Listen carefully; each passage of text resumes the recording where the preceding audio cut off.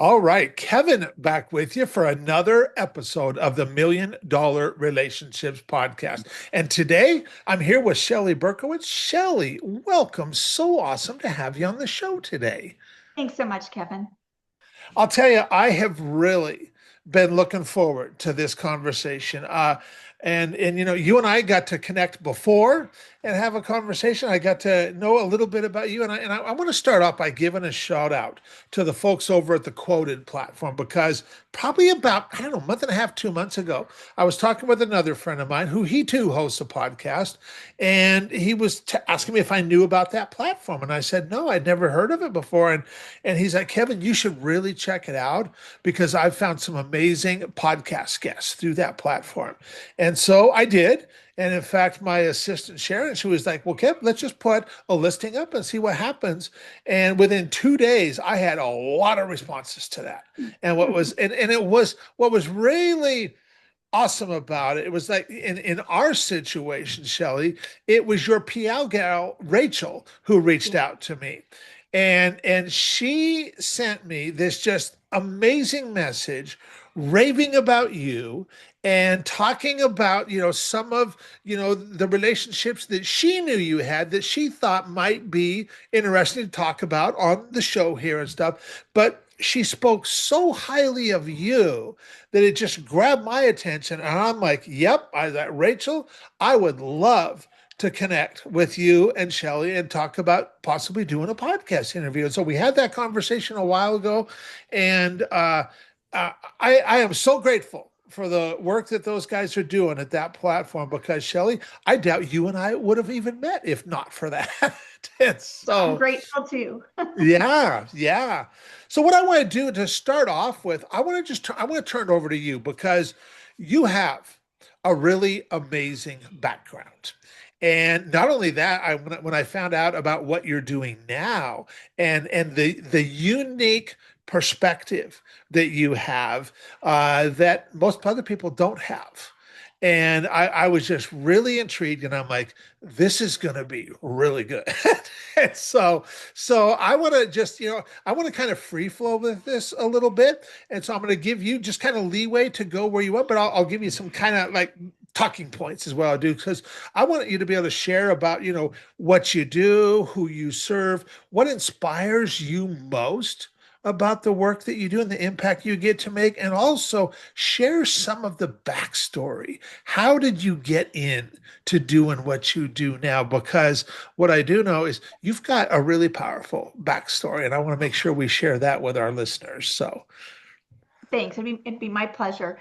So I started an advisory company called Founder to Founder because I just recently sold my company in February to a great mission aligned private equity firm. I rolled over a significant amount and I still remain somewhat active from a board role, executive chairwoman, and as involved as I possibly can be in our advertising message as well, because I okay. almost consider myself like America's daughter, because what got me to the company that I originally founded, which is Bright Star Care, I went through a family journey looking for home care in 2001 and couldn't find one company that did both non-medical and medical care.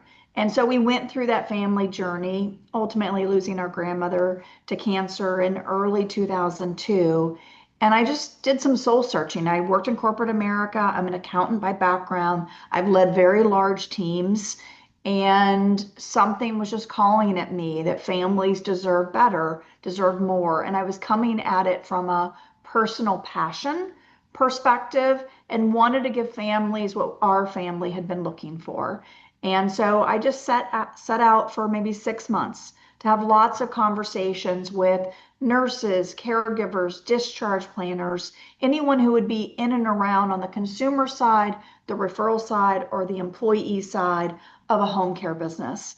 And ultimately realized that there was this niche of families that were willing to pay a little bit more. So caregivers could be paid a living wage. We always have paid, 2 to 10% above market. So we could, show our caregivers great appreciation and that we could be one-stop shopping for a family, that they didn't have to navigate two different companies that weren't communicating with each other.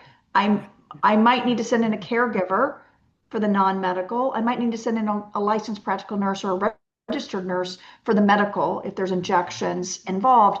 But the same company's coordinating those two so that care can be optimal and personalized. And Yeah. so ultimately, after 6 months, I thought there was, a true need. And I gave myself 6 months to see if I could make it successful. And otherwise, if I couldn't, I'd go back to corporate America. But I wanted to take my shot Yeah. because I saw such a personal need. And so I started Bright Star Care in October 2002 and had great success because we really had tapped into something that hadn't existed. And it was such an honor to help families solve a need to help our country's seniors have a better quality of care and stay at home versus moving into a assisted living or nursing home facility depending what their needs were. And after 3 years, I was like, I want to have this in all markets across the country, but I didn't have the capital. And, I'm a big believer that things happen for a reason, maybe a little divine intervention. I had an opportunity to become a franchisee in Choice Hotels with my mother-in-law at the time. And I went to new owner and new manager training. And I sat Okay. there without realizing the dots were connecting for me. And I said, I could franchise this business and I could help other people who want to have a real impact in their community, an impact in people's lives to make a difference, but also have a business that could scale and provide for their own families as well. And so I began franchising Bright Star Care in 2005.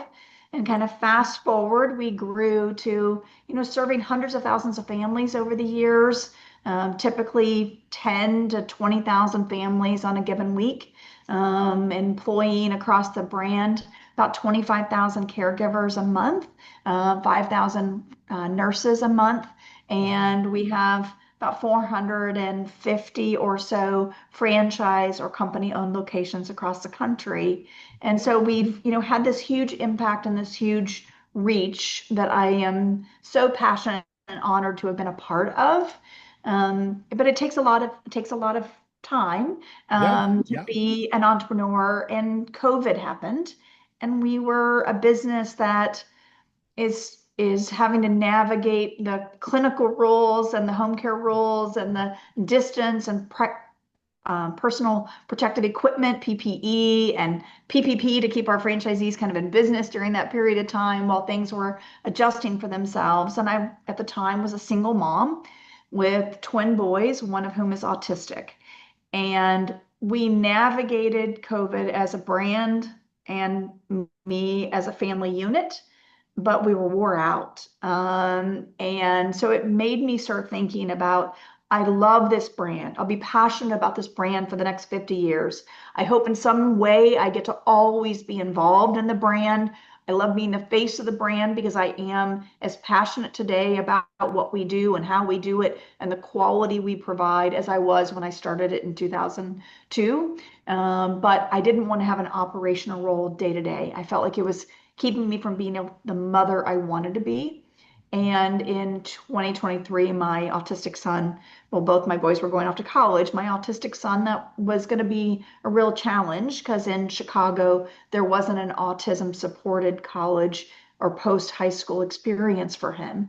And so the Okay. one that we found was out of area. And it was a big transition. I was there 60 to 75% of the time, helping him be able to progress to live independently. And 2 years later, he's doing fabulous.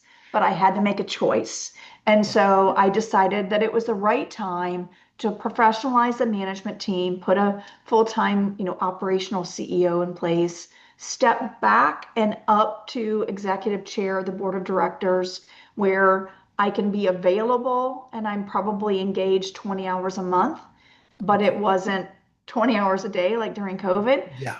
Yeah. And I launched a sales process to look at bringing in a buyer of the business where I'd still roll over a material amount because I'm vested in it financially and emotionally and want to be for a foreseeable long period of time. But I needed to focus on family a little bit more and have the freedom to be able to do that I hadn't had for 2 decades.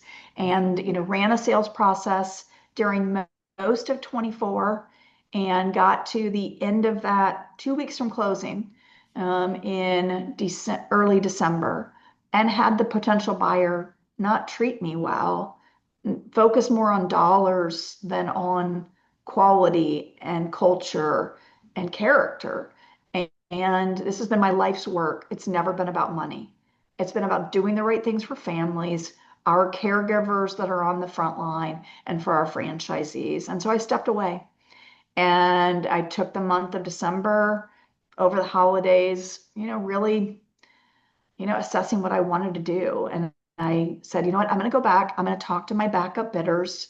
And if I can make something happen in the next couple of months, I'll do it. And otherwise, I'm going to step back into a full-time role for the next 2 to 3 years. My son's doing better. He's thriving. We've made it through the first year of college. I still love this business, absolutely committed to do it, but I'm not going to turn it over into the hands of someone who might pay me a lot of money, but not honor the legacy that deserves to be honored for the families we take care of going forward. And one of the backup bidders was Peak Rock Capital. And I remember talking to Spencer early January, and I said, I've walked away from a deal and I no longer am under exclusivity. I'm going to take 2 months and see if I can get the right deal done with the right party. And if I can, I'll sell. And if I can't, I might consider it in 2 to 3 years, but I won't consider it again until then, because we need to get back to focusing on the business, growing the business, supporting our franchisees, giving our employees a break because they're exhausted for those that were involved in the sales process. And, good on Spencer, because two of his competitors were very excited that I was coming back to market and they had a chance to buy Brightstar. We had a really great reputation. And Spencer says, if I get on a plane and I come spend all day with you tomorrow, will you be available? And I said, I will be. And so we spent the next day and we entered into an exclusivity January the 5th with him fully knowing that I needed to close within 2 months or I was not going to be for sale. And we both were going to spend a lot of time and money to try to make that happen. But if we were March 6th, I was no longer for sale. I needed to be done. It had been an exhausting process. And we consummated our sale on February the 28th to an affiliate of Peak Rock Capital. And it has been a great transition, lots of learnings and changes and evolutions, but the focus on quality, the conversations about quality, support for our franchisees, investments to be better, investments to continue to scale have been front and center. And I stepped away from that sales process, maybe a month later, not knowing what I was going to do with this next chapter of my life, but taking stock that I learned so much being the founder, selling my business that had become my life's work. And I had hired 2 investment banking firms. And I think for selling a large business, an investment banker is a really important part of the equation. I had hired a consultant to kind of help me navigate and triage a lot of the data requests and kind of advise along the way because I'd never sold my business before. But what it dawned on me is I didn't have a founder's advocate. I didn't have a founder able to help lead me through what that process is going to look like from a founder's perspective. And in hindsight, I would say that 80% of the journey of selling my company was emotional, not transactional. And every advisor around me had transactional advice to give. But there were days where I didn't want to sell. There were days I wanted to roll over 40%. There were days I wanted to roll over a little bit less. Whether I wanted to step back in as, creative director or brand advocate, whether I didn't. I mean, all of those things, I needed someone to kind of help me think through and ask me the questions to help me with the soul searching and the things you don't think about when you're an outside advisor and you're not a founder.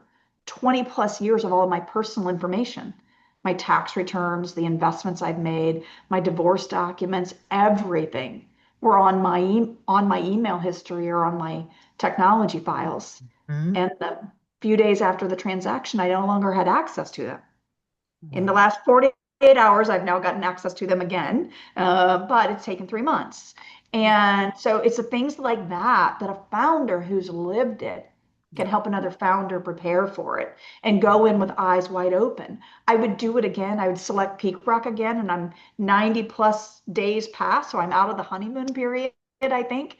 And I Mhm. would still do it again, but it became a calling for me, just like Bright Star was, Yeah. to have an Yeah. impact on Yeah. families. Now I want to have an impact on founders. And so Yeah. I started Founder to Founder to help be a founder consigliere to other founders who are looking to scale, prepare for a sale, or navigate a sales process all the way through it, to not have a vested interest that they had to sell, because investment bankers only get paid if you sell.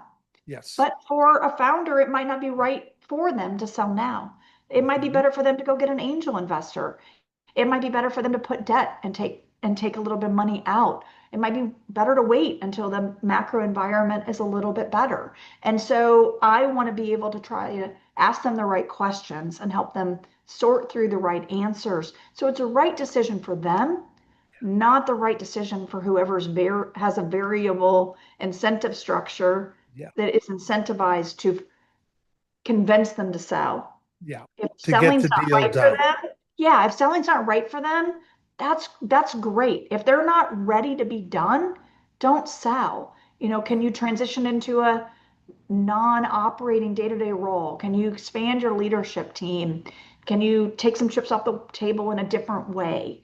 And maybe delay a sale, or maybe a minority sale versus a majority sale is the right decision for you now. And it might be different 5 to 7 years from now. But truly being able to help a founder talk through the different options and come at it as their advocate without a vested interest, because I'm not going to influence my wealth in any way by the fees I will charge to just be Sure. a consigliere and a consultant and an advisor. But I think I can have a lot of impact. And for the founders that can't afford the kind of services I will provide to be one-on-one and very hands-on, we're developing a ton of resources and a ton of tools that'll be available on our website for all founders, whether you've got a $500,000 business or a $50 million business. Because again, this stage of my life, just like Brightstar was, it's about having impact. Yeah. And if I can impact one founder to make their journey better, so they read something about how to get prepared for a sale, and it includes separate your personal technology before you ever sell, that would be value added. If I had known it beforehand, it would be valuable to all the founders that hopefully see that and prepare for it Yeah. ahead of a sale. And so I Yeah. want to have impact, whether it's a client, a founder to founder or not. Yeah. Hopefully there'll be a large following, and then there'll be a few clients, because I'll only take a few per year, because I want to be able to be available to them and help them through that process. Yeah. Yeah. Wow. I can tell you after 3 years of hosting this podcast and doing over 300 interviews, that all that you talked about as far as like impact, and making an impact, and not wanting to sell to that first buyer because there was a misalignment on values, perhaps, and realize, I mean, that the whole messaging of what and I knew this going into this, having the last conversation with you, I knew it was just going to resonate with so many entrepreneurs in my space, because that's what inspires them too, is they want to use their business, they want to use their God-given unique abilities to be able to make their biggest impact. Yeah. And so, I mean, I love your story, and how, you just saw a need, and not an external need of like, oh, I can help a lot of other people. This was a really personal need, and it just really hit home for you. And so it was that much more powerful because you had personal experience. You're like, man, I want to help other people navigate this and get through this in a lot easier way than we were able to do it. Exactly. And that's, I mean, yeah, I know all of that is just going to resonate with so many of the entrepreneurs in my world, and also what you're doing now is going to really resonate because yeah, you just brought up stuff that there's stuff that we don't know going into a situation like that. And you've learned so much and you've experienced so much that people are like, yeah, I mean, whenever I talk to anybody about my experience with a podcast, if they're thinking about starting a podcast, they're like, Kev, can I talk with you about that and talk about you? Because that's just what happens. And so I know there's going to be people wanting to talk with you, Shelly, now that we've kind of had this conversation. And that's really awesome because that's what I want to see coming from hosting this podcast. So now that we've got some context set, I'm going to switch gears just a little bit and I'm going to reiterate the question for the benefit of our listeners. So, Shelly, have you ever been introduced to a person or persons who completely changed the course of your life or your business so much so that much of what you have today wouldn't be possible if not for this person or persons? And I'm just really excited to hear your story and your experience around this topic of relationships.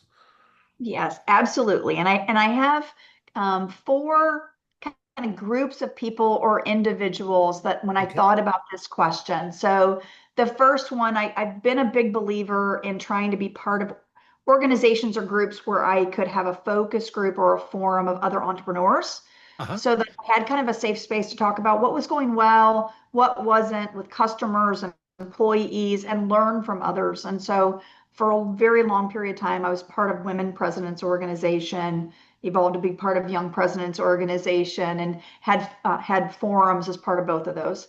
With WPO, Women Presidents Organization, my platinum group leader, Julie Beachwe, Okay. was amazing at asking insightful questions to try to help you see what could be possible. And she had a consulting practice that she would get deeply engaged with companies and help them think about long range planning. And so outside of our structured meetings, I actually hired Julie to come into my company for about 6 years, beginning in 2009. And I believe while I evolved to be a $750 million company at the time I exited, I think I would have made it to a $300 million company. The difference between 300 and 750 is what Julie brought to me. And so Okay. that's a pretty impactful number of lives and Yeah. families and franchisees that, you know, all benefited directly or indirectly from Julie because she really helped me think more long term. She helped me be willing to make more investments to accelerate or expand the growth of what's possible. And she Mhm. really made me always be thinking about how to differentiate. How do you separate yourself from other competitors? And Mhm. so some of that thinking is how we, you know, reached out to Joint Commission, and they didn't have an accreditation for home care. We built it together. Bright Okay. Star Joint Commission built the accreditation for home care that exists today. We were willing to be a guinea pig or pilot because we really wanted that quote unquote good housekeeping seal that we could say to families, from coast to coast, every location, we care so much about quality and consistency. We're willing to expose our brand to a third party to go in on an unannounced basis and survey our location so they could carry that seal. And you couldn't be a Bright Star franchisee if you couldn't get that and keep it. And Okay. so that was a really important differentiator. Other things have been things along the way that kind of continually thinking about how do I differentiate? How do I diversify?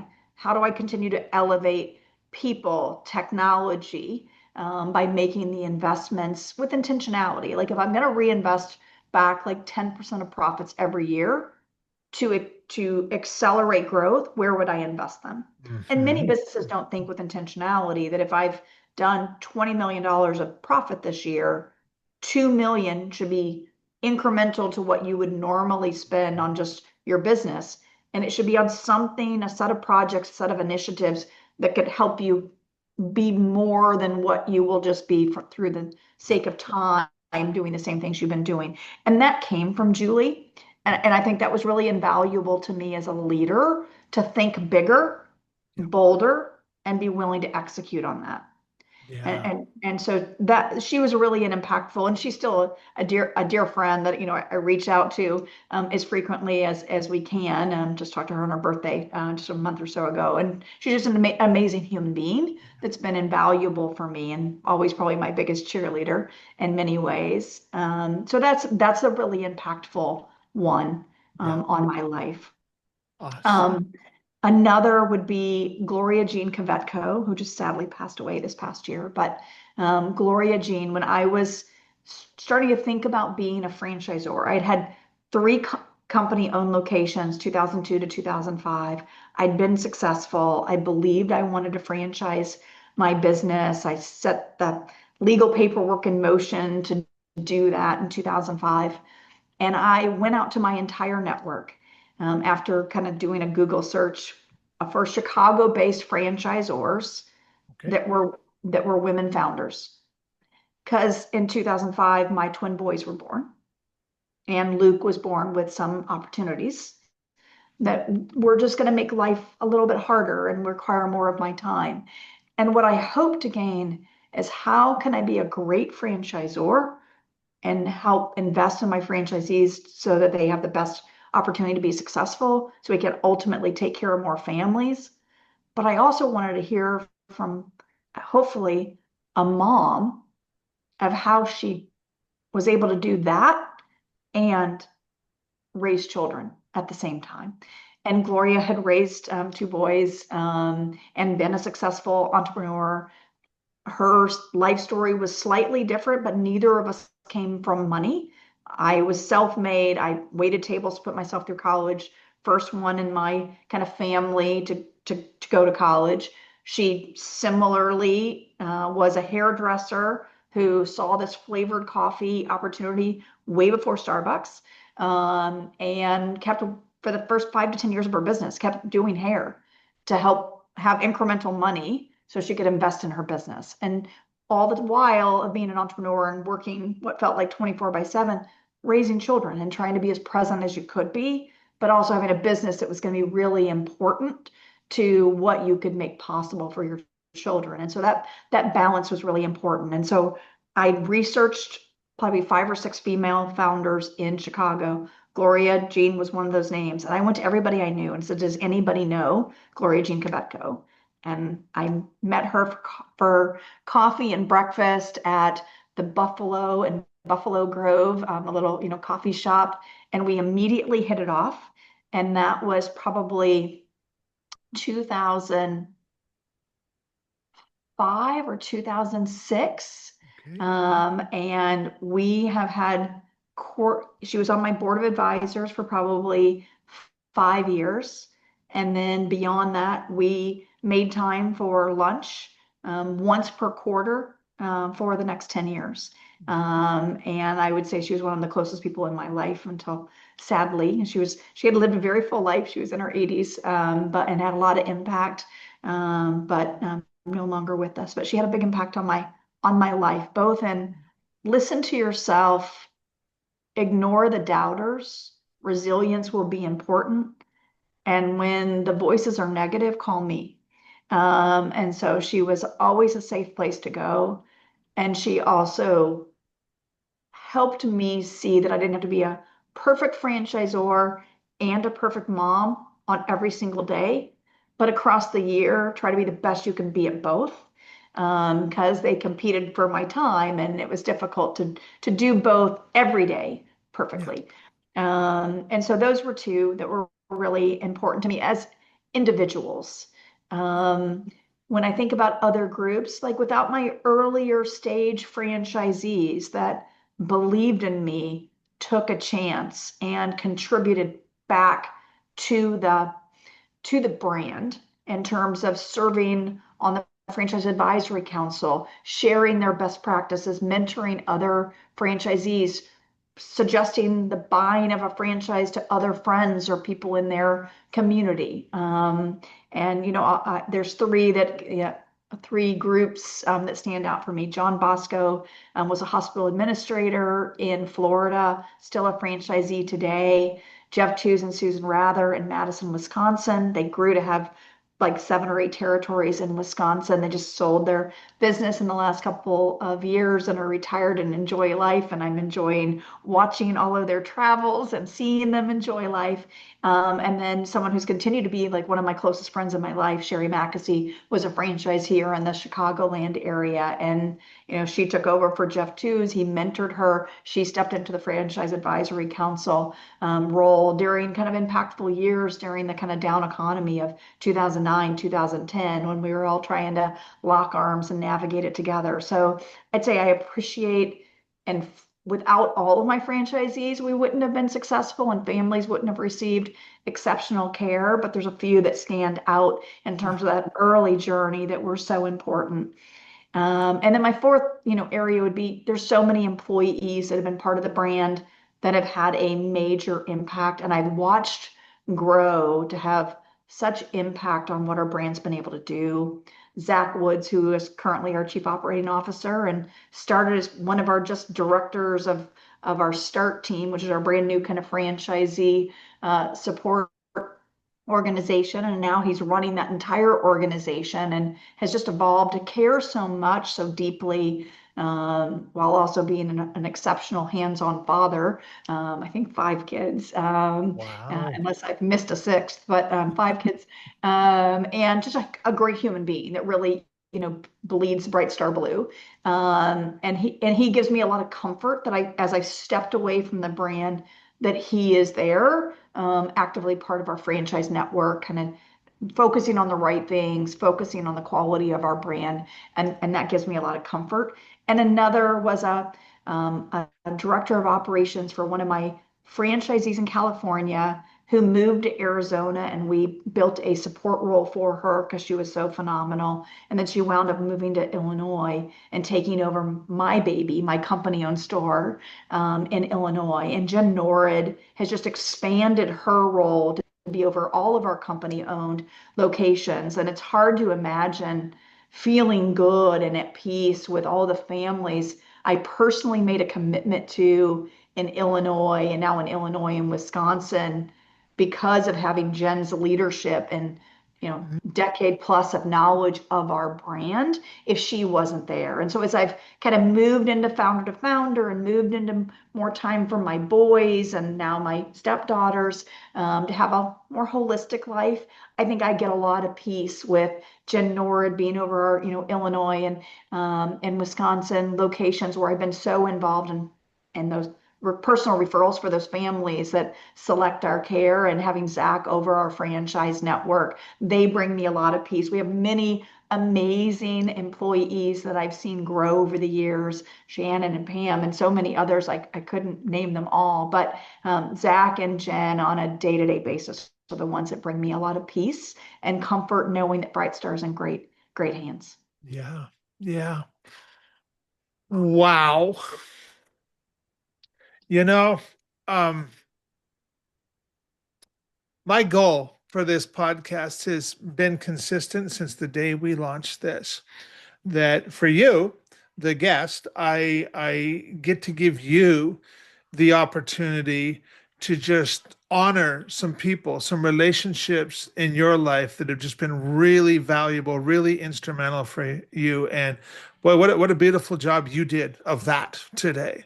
And I hope some of these people get an opportunity to hear this and hear how you talked to about them, And the other side, yeah, go Yeah, ahead. would you mind if I share one more? No, go right ahead. So I was a single mom for a very long time, and I had the blessing, and I would say blessing from God, to meet the most amazing man in the entire world. I met Sean July 8th, 2021 was our first date. And we've now just celebrated a little over a year being married. And there is no way I could have gone through the ups and downs and the strength to walk away from a bad deal without his absolute support and unconditional love. And it's probably the only time in my life I have known unconditional love. I had a kind of a rocky childhood and still rocky relationships in that part of my life. But to finally be in my 50s and know unconditional love is a gift, and something that I cherish every single day, that I have Sean in my life. And I couldn't have been more proud to change my last name to take his, because he has the highest character and is beloved by so many people in all walks of our life, because he is such just a good human being, a good father, and has become a great role model to my boys. That is awesome. That is awesome. It's interesting because I know we have a blended family, and I met my wife in 2003, and she had been a single mom for 10 years, raising the four older kids. And those four kids now, they're all married. They have all but one of them has children of their own already. We got six grandkids currently, and we'll be having more. and and all four of those kids call me dad, and that is the most amazing thing. And August 20th, my wife and I will celebrate our 20th anniversary. And like you, I could not imagine navigating life without her as a part of it. She has been such an amazing woman, and I'm just so grateful to her, so appreciative of her, and so I feel every bit of that, Shelly. And you're right, when you know what that love feels like, it's like I found it, you know. And so Absolutely. I'm so happy for you. And Thank you. on the other side of this, the we get to, through sharing these stories and sharing these experiences, we get to inspire a lot of other entrepreneurs, founders, and CEOs to just place an intentional focus on creating more real, meaningful, rewarding, and profitable relationships in their own lives. And Shelly, with your help today, my goodness, we delivered on that in spades. And Thank you. so thank you so much. And uh, for anybody that's listening into this, going, "Wow, Kevin, Shelly is an amazing person," and they're feeling every bit of that, and there's probably some of them thinking like, "Man, maybe it might be good for me to have a conversation with her about what I got going on in my business and stuff." And so, for anybody that might be that, any websites, any resources that we can share with them and include. Sure. Thank you for that. Absolutely. So the number two, founder.com, Okay. would be probably the best place. I'm very active on LinkedIn as well. Founder to Founder has a page. I have mine as well.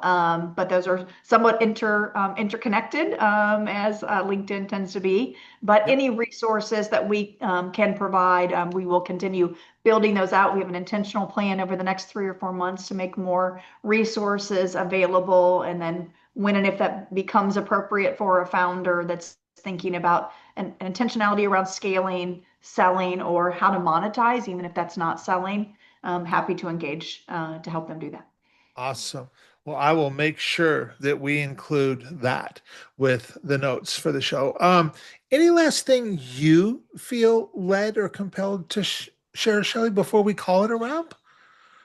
No, I would just hopefully, if we all are focused on how to leave the world a better place, like how you're spending your time to make information, connections, relationships, an intentional focus. I did a mentoring call about a half an hour before I hopped on this call with a recent graduate from the University of Tennessee, where I did my undergraduate, and I just anything that we can do to help that next generation or even our own generation that are trying to reach that next milestone. I think if we all made time for 3 intentional conversations a week, the world would be a much better place in 5 to 10 years. Oh, you bet it would be. Absolutely. Well, Shelly, I want to thank you so much for taking the time to have this conversation today. I really appreciate it. I really appreciate you. And I am just excited to get this out there and share it with a lot of other entrepreneurs. So thanks Thank so you so much. much, Kevin. I appreciate it. Thank you. You bet.